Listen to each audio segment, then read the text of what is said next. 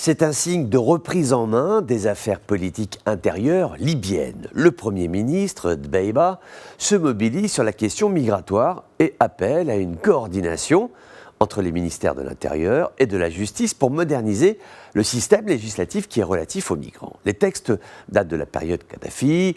Au-delà de l'aspect politique, un État de droit doit travailler sur la base d'un texte législatif clair, récent. La situation migratoire en 2011 est peu comparable à celle d'aujourd'hui. Il y a donc un travail d'adaptation à faire, technique, peu spectaculaire, mais important.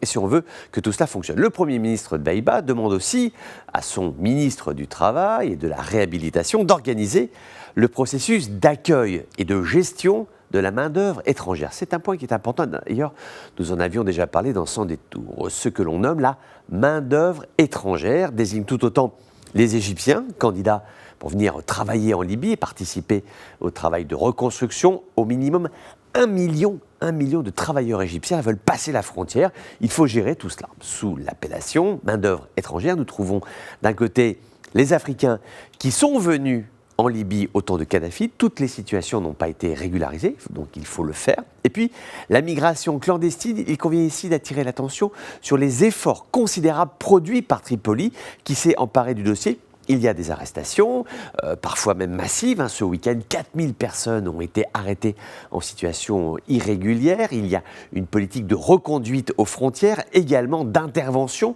sur les lieux de résidence des migrants, avec la volonté de ne pas opérer de confusion. C'est-à-dire qu'un migrant est un migrant, c'est une personne qui a une histoire, qui a un projet. Et puis, il y a les trafiquants qui prospèrent sur la désespérance humaine et qui parfois procèdent à la confusion des genres. Ils trafiquent un peu tout, des hommes, de la drogue, des armes, etc. Le tout sur le même 4x4. L'équipe du Premier ministre libyen se mobilise car c'est un dossier de souveraineté nationale, de contrôle des frontières, de gestion des flux humains. C'est aussi un message à la fois aux trafiquants, leur dire que les années fastes sont révolues, à la population libyenne, exprimer la prise de responsabilité gouvernementale face au peuple, cela se souligne, et puis un message à l'adresse des pays amis, alliés, des puissances régionales, pour dire qu'il se passe quelque chose de sérieux en Libye, une reprise en main, une réallocation des énergies pour que la migration puisse exister, puisque c'est un facteur de richesse et de partage, mais cela doit se faire dans l'ordre et dans la bonne intelligence collective pour le bien de tout le monde du pays et surtout pour le respect des institutions.